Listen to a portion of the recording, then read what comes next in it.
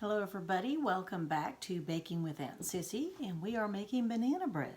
Actually banana nut bread, and we are baking it in bulk. So my recipe I use from Betty Crocker, which if you don't know, she's like the old-fashioned Martha Stewart. So old-fashioned that this is my cookbook, which is falling apart, and look how dirty the pages are. And my recipe is from the nut bread, and she's got a variation, the banana nut bread. So I always, if I start with a recipe, which sometimes I do, sometimes you can double it. For baking, for some things you can. Other things you have to make variations. In this case, we can make our banana nut bread work, and I like to cook in bulk because if I have a lot of bananas left over, then why should I just make one recipe and then make another recipe and then make another one? So we're going to save some time, and I had enough bananas. I had 12 bananas, so this recipe said 2 to 3 bananas is 1 1/4 cups.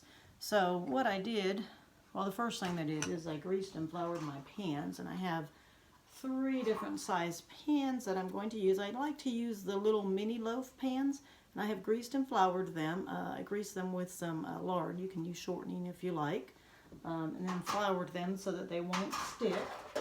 And then my larger loaf pan, I greased it, and then I cut a piece of wax paper and lined the bottom, and in my first video showed you the little trick how to make it work so you don't have any extra, hardly any excess there, and you can just make it work exactly. So I put a little piece of wax paper after I greased it, and then I greased the wax paper, and then I floured it. Then you dump all the excess flour out, and that's so that it won't stick. So when you take it out of the pan, you let it cool, and then you turn it upside down on your drying rack, and it will come right out, and you just peel the wax paper off the bottom. Now, I did not put wax paper in the bottom of the little pans because they're smaller and they won't stick so much as long as you don't. As long as you get them out and they haven't cooked too much or they haven't undercooked, and you let them cool enough, and they will come right out. Okay, so that's what we did to start with. We greased the pans and floured them, and then I did the bananas. So when I first, the last video, I had 12 bananas. So I took 3 bananas because it said 2 to 3 bananas would make 1 1/4 cups. So I mashed up 3 bananas, and it was about 1 1/4 cups. Now this is 12 bananas, and it adds up to 5 1/2 cups. So since I'm going to quadruple my recipe, so the way I think of it in math is I double it twice. So 1 1/4 cups doubled would be 2 1/2 cups, and then double that again, and you have 5 cups. So we're at 5 1/2, so that's okay if it's a little bit more. This is not an exact science. I do measure my flour carefully. I don't like to, so you need to be more exact on that. But and some things you need to be exact. Some things you can fudge a little bit. So we have 5 1/2 cups. So I'm not going to take out a 1/2 cup of bananas. We're going to go for it. Okay, so first thing I did then after I mashed them. So now you can see my ingredients in here. So the flour, it called for 2 1/2 cups of flour, and I used just a regular unbleached flour. Don't use the kind that has the I forget what you call it, but they add in the baking powder and baking soda. Don't use that, just regular unbleached flour. So I have 10 cups. The recipe called for 2 1/2 cups. So if you double 2 1/2, you get 5. Double it again, you get 10. I have me a big bowl. Hopefully we're going to get it all mixed up, but it's in the bottom of it. Then it called for sugar and brown sugar. So it called for 1/2 cup. So I doubled it. You get 1 cup, double it again, you get 2. So I have 2 cups of flour in here, and then 2 cups of sugar, 10 cups of flour, 2 cups of sugar, and then then it called for brown sugar. And this brown sugar, you want to make sure if you use it, make sure it's sealed up very tightly, because any kind of moisture in it can cause little chunks and lumps in it. So I had to kind of massage it and break up all those lumps. And you can see them in here pretty good here. So it should be, so that's actually a lump in it. And you can just squish them up and make it soft, because if there's any lumps, that will show up in your baking. So it called for 1/2 cup of regular sugar and 1/2 cup of brown sugar. So I put 2 cups of regular sugar and 2 cups of brown sugar because I am quadrupling my recipe. Okay, so then I'm first putting my dry ingredients in here. So I have my flour and have my sugars, and then it called for baking powder, and I just use regular, this is double acting baking powder, so, and I have it in bulk and I put it in here. I keep filling this up. So when you have it in bulk and you're storing it, you can have little lumps in it, and again, you want to make sure you get the lumps out. So after I measured it out, and it was 3.5 teaspoons, is that right? Hold on a minute, let me double check, because I put 7 tablespoons in, teaspoons. Okay, so it called for 3.5 teaspoons, this is why we look at it, and I put in 7. So I'm actually, it's only half, so I need another 7. 1, 2, 3, 4, 5, 6, 7. So I just want to show you, I don't know if you can see here, but mine has some lumps in it. So what I'm going to do is kind of like massage it. So I'm going to just do this to it, massage it, break up all the lumps, because if you don't, then you will have you'll get a big bite of it in your banana bread, and it won't taste good. It'll taste bitter. So you don't want that. So you want to make sure it blends in there. So just take your fingers and break up any of those lumps. And there I got a lump of my brown sugar too. So it's 3.5 teaspoons of baking powder, which I doubled and got 7, and that's what I put in there, so I forgot to double again. That's why it's good we're doing this together. So then I put another 7 in there, so that's 14. And sometimes when you're doubling a recipe, you can cut a little bit less on the baking powder. Just because it's we're putting a lot in there, we can put a little bit less. I could have gone with 1 or 2 teaspoons less, but in this case I just did it pretty exact. So I got 14 of those, 3.5 teaspoons. Double it to get 7, double it again, you get 14. So I have 14 teaspoons of that. Then the the salt, it called for 1 teaspoon per recipe, so that would be 4 teaspoons. I usually only put half of the amount of salt in recipes. Sometimes I don't cook with it at all, and baking just a little bit. So I actually put 2 teaspoons. So if it's a teaspoon and I do half, that's half a teaspoon. So that would be 2 teaspoons if you quadruple it. Okay, so now I have all my dry ingredients, so we're going to mix it, and I like to use a wooden spoon. And notice when I'm mixing it, some of the brown sugar is kind of lumpy, so I'm actually going to play in my food here, which you can do when you're baking. You can have fun. That's what I like to do. And even though I don't eat this, because I don't eat gluten, grains, well, I can have quinoa, it's a couple of grains, but I can't have rice. I can't have eggs, can't have dairy. So sometimes when I'm making things, I make them just to give away, and that's fun. That's part of the fun of it. So that's what I like to do, bake for other people.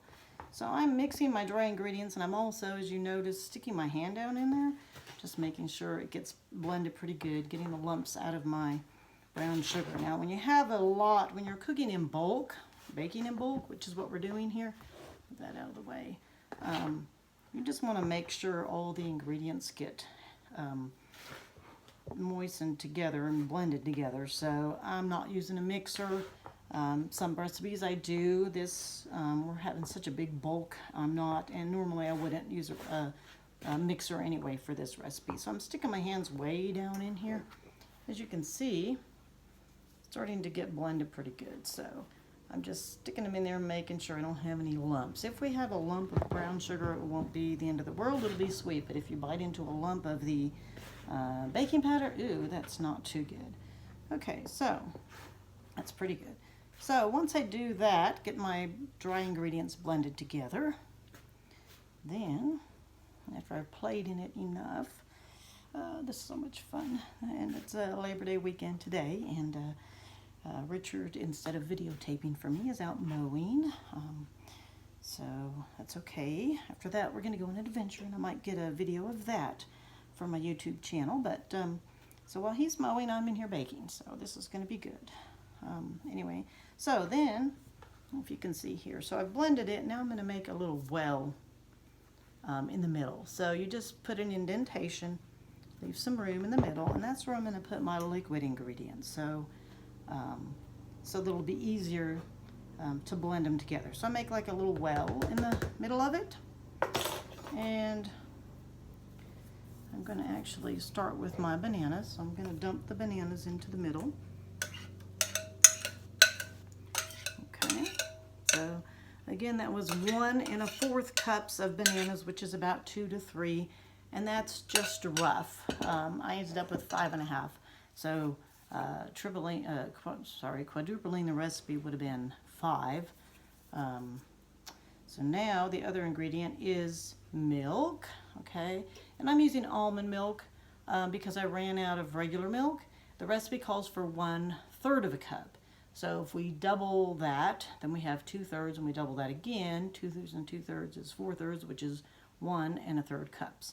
So I have 1 1/3 cups of milk. And if you are substituting, you don't want to use one of those. If you're using don't use a flavored one or sweetened. So this is unsweetened original almond milk. So you don't want to use the sweetened kind or even a vanilla kind. Then your recipe is going to not turn out right. It's going to be too sweet. Okay, so I'm going to pour the milk in. Okay, and then it calls for eggs. So it called for 1 egg per recipe, and I use the large eggs. Okay, so whenever you're baking, you should always use a large egg. So I put them into a big bowl and I beat them by hand. Okay, and so now I have 4 eggs that are already beaten, and I'm going to put them in there. And I'm just going to make sure I get them all in there so they don't stick. Okay, and then my other ingredient is going to be oil, and it calls for 3 tablespoons of oil. So in this one I did measure right, I have 12. So I did 3, doubled it, I got 6, doubled it again, I got 12. So, which actually is like almost 3, it's 3/4 a cup of oil. Again, this is quadrupling the recipe. So I'm going to pour my oil in there. Okay, now I'm also going to put some add-in ingredients, while I'm stirring this, and I have to do this very carefully, and if I tip it too much so that you can see, it's going to spill out. So I don't want to use big jerky movements, just small, and this is called folding in the ingredients, where you take your spoon and you wrap around the edge, and it kind of just combines the middle part with the outside edges, kind of just fall in. So we're going to keep on doing that while I talk. So I'm blending my ingredients by hand, and again, this is part of when you're baking in bulk. I'm just going to move this out of the way. Okay, so when you're baking in bulk, you have a big bowl of stuff, and you've got a lot of ingredients in this thing going on here, so we just have to do it very carefully. So again, I am folding, and it's blending them, and you want to make sure you get your spoon all the way to the bottom, because what you don't want to do is start pouring it in the pan and you have a big lump of flour at the bottom. So I keep folding, and I'm going to do some add-ins. So on a banana nut recipe, and I like to be flexible, whatever I have. So if you don't have nuts, you don't have to put nuts in it. If you don't like nuts, you don't have to put nuts in it. If you want to put something else in it, if you want to put some coconut in it, or if you want to put some raisins in it. Raisins are going to make it a little bit more moist. Coconut's going to make it kind of dry, like nuts. Chocolate chips, they're always good when I make zucchini bread. I also make Amish friendship bread, and with my banana bread, I like to put chocolate chips in it. If you don't like chocolate, that's fine. You don't have to put them in. If you like white chocolate or whatever, butterscotch, if you want to put butterscotch. Okay, this is how I roll. I just, whatever I have, that's what I put in it, and I like to change it up. It's not an exact science. I don't make it the same every time. It's always a surprise. Baking with Aunt Sissy is always a surprise, and it most of the time turns out pretty good. Okay, so as you can see, this is blending up pretty nice. Now there I just uncovered a batch of flour there, so I'm just going to make sure I get that folded in. So once I get these pretty much blended in, doesn't have to be totally, then I'm going to add in my add-ins. So normally in the recipe it calls for 1 cup of nuts, and so if you were to do this normally, you would end up 4 cups of nuts, because I'm doing a quadruple recipe. I wouldn't, if I was doing, and I'm not doing this, and I am doing this, I'm not going to put 4 cups of nuts. What I like to do, you can cut it in half. Put 2 cups of nuts and 2 cups of chocolate chips if you want. So whatever you want to add in is do 1 cup of add-ins.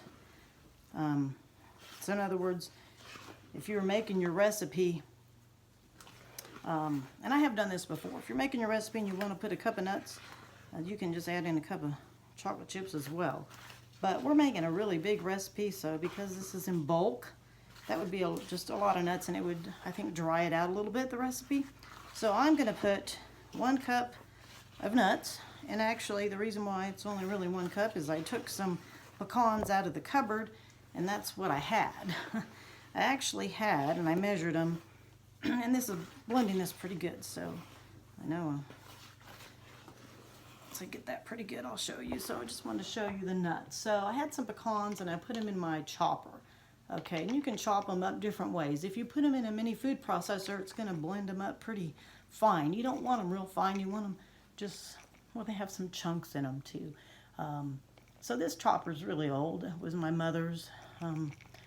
So when I put the nuts in, it actually has measurement. So it said 1 1/3 cups.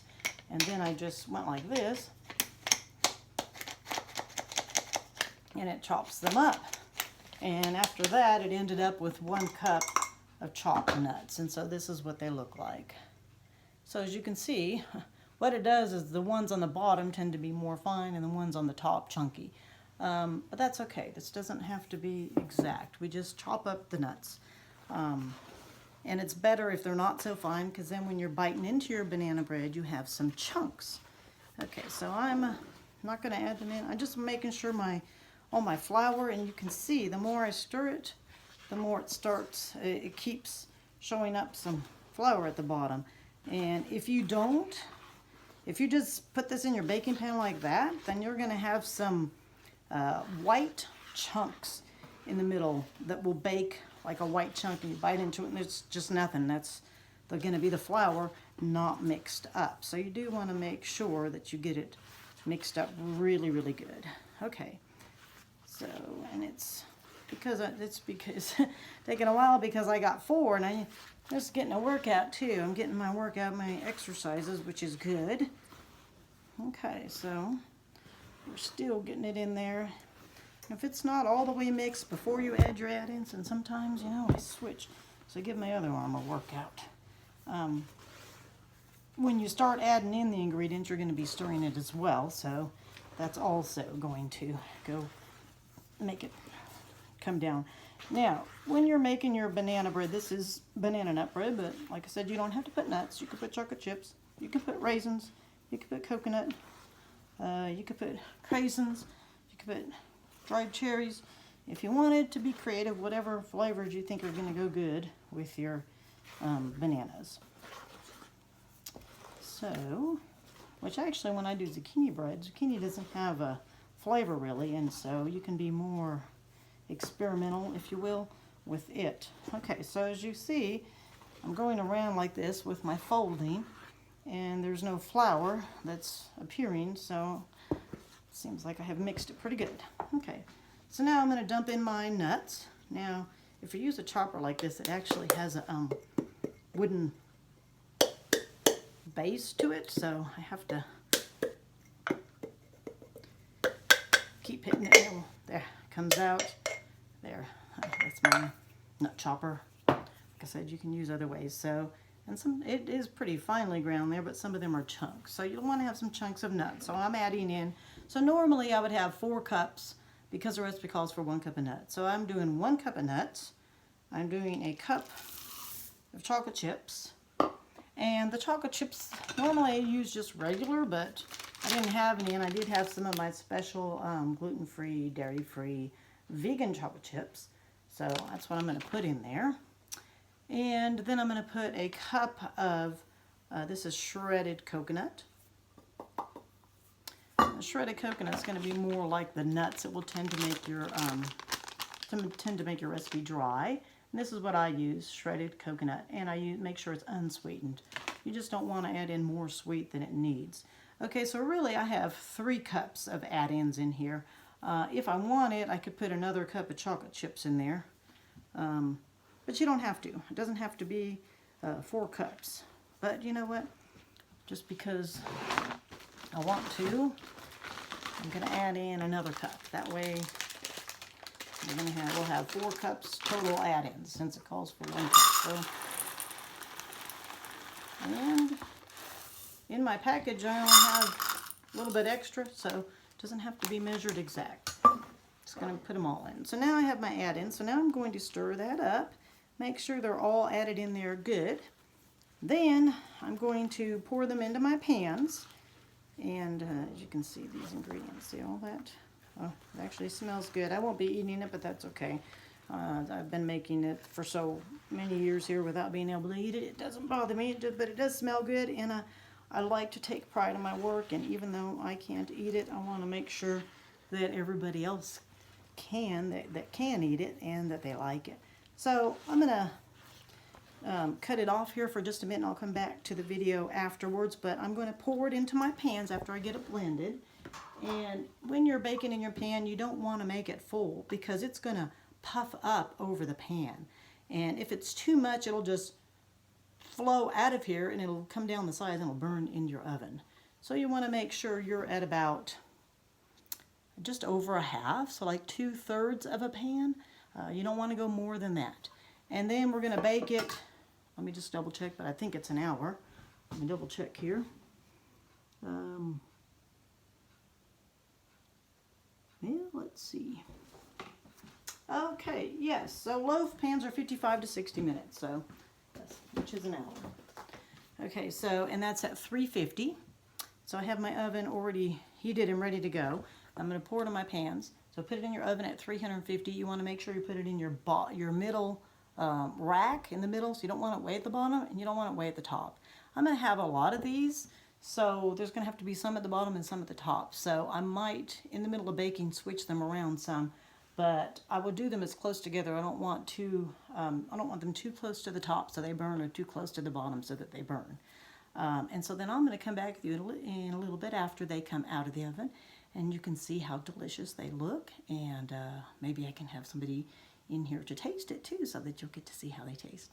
Okay, and thank you for joining Shirley and Aunt Sissy in baking, what am I doing? We're baking banana nut bread in bulk. So thank you for joining Shirley in Baking with Aunt Sissy, and we'll catch you in a little bit as it comes out of the oven. Thank you.